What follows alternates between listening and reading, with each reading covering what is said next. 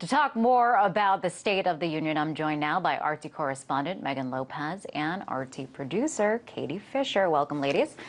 So, Megan, hopefully, I know you were there covering this. Hopefully, you didn't face the wrath of Grimm. What were some of the highlights for you? Well, the highlight for me, as you just mentioned, was not being threatened. But there are a lot of other highlights. Obviously, this was a much more moderate speech that President Obama delivered than any of the State of the Unions that we've seen in this past. That's barring the executive action that he threatened.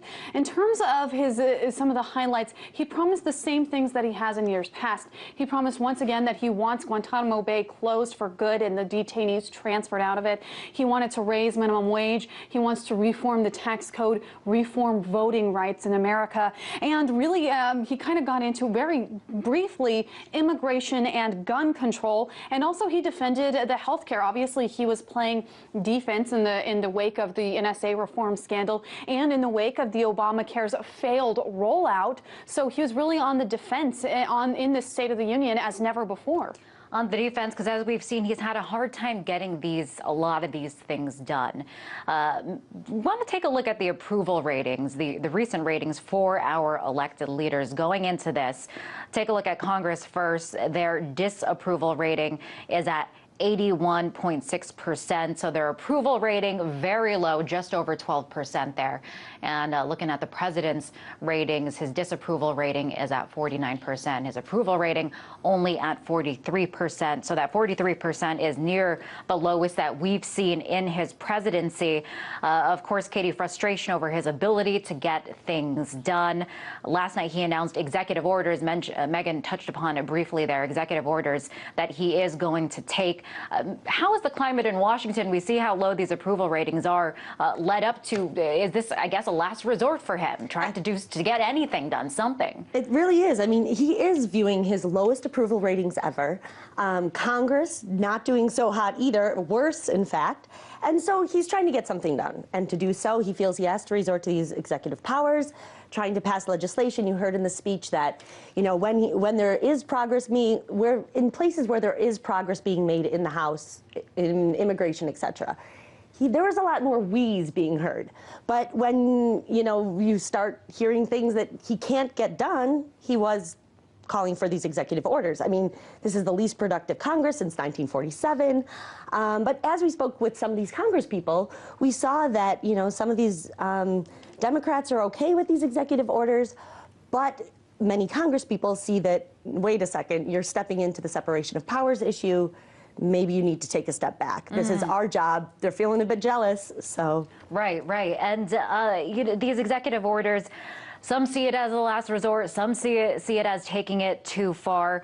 Megan, you had mentioned earlier some of these promises that he made. One of them is closing Gitmo. That's a promise that many see as a promise not fulfilled. And I think when you hear these speeches, it kind of raises these questions of how much of it is rhetoric, how much of it is just talk, and how much is this going to be reality?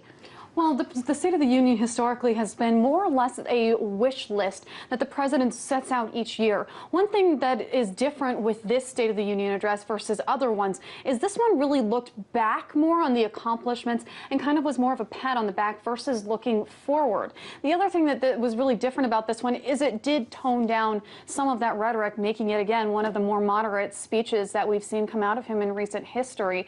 In terms of rhetoric versus actual accomplishments, it's very hard to determine right now how any of this is going to be done. Obviously, it's a very big list. Just moving the federal minimum wage up will be a huge battle, both in local governments as well as federally. Yes, he can sign executive orders, but really, you know, it's going to take a lot of smaller battles and then congressional battles. In terms of immigration, that's something that almost everybody agrees needs to happen, but still it's not happening. You know, so there's a lot of different issues that should, yes, absolutely be on the agenda and absolutely be done, but we just don't know right now anyway how Congress is going to react, especially considering the fact that we are about to enter a 2014 midterm election where all of the seats could be jumbled. The Senate could go swing back to the Republicans if they get 8 more seats, and everything could change.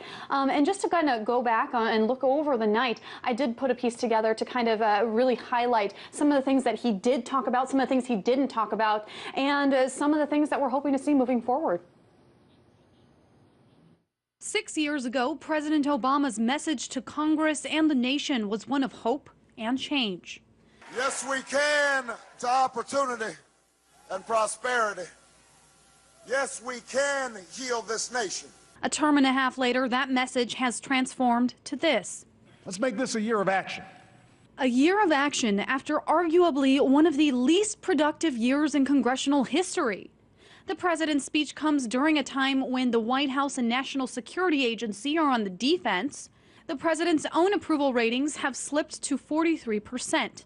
Piggybacking off a recent NSA surveillance reform speech, the president once again promised change, but this time for a scandal he helped perpetuate. Working with this Congress, I will reform our surveillance programs because the vital work of our intelligence community depends on public confidence here and abroad that privacy of ordinary people is not being violated. They are reforms Congress is largely on board with. I think the NSA needs to be reformed, and I think Congress is of that opinion. I don't think that's a particularly partisan issue, and we want to make sure that the privacy of the American people is protected, consistent with making sure that we overcome any threat we have from terrorists, and I think we can achieve both goals at the same time. We've got to make sure that as technology changes, we also make sure that our values remain consistent. But how many of those pledges actually go into effect in America's most secretive operations is still questionable at this point. Another issue largely glazed over: drones. Their only mention: America must move off a permanent war footing.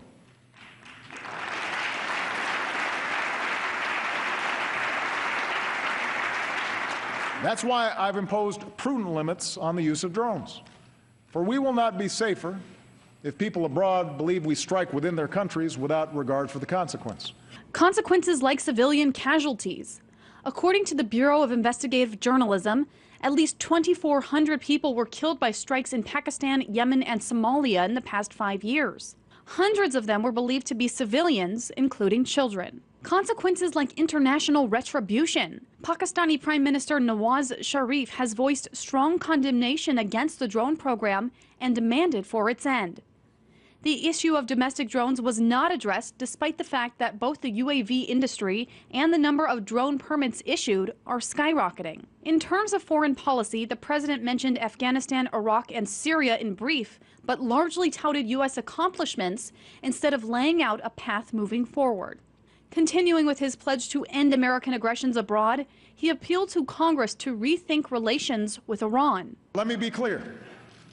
If this Congress sends me a new sanctions bill now that threatens to derail these talks, I will veto it.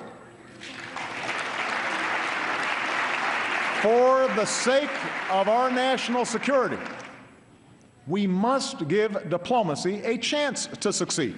The issue of loosening sanctions hit a sore spot for many members of Congress. The Congress is deeply concerned that Iran may be building a nuclear weapon. We have to deal with the threat in Iran as it relates to the possibility of them acquiring a nuclear weapon. No decent person in the Congress, in the country, across the world thinks that it's a good idea for Iran to acquire nuclear capability. Every year, promises are made, and every year, more than a few of them are broken. President Obama spent the majority of the speech focusing on domestic economic issues like tax reform and raising the minimum wage. In 2013, President Obama promised Medicare reform, tax reform, and a budget.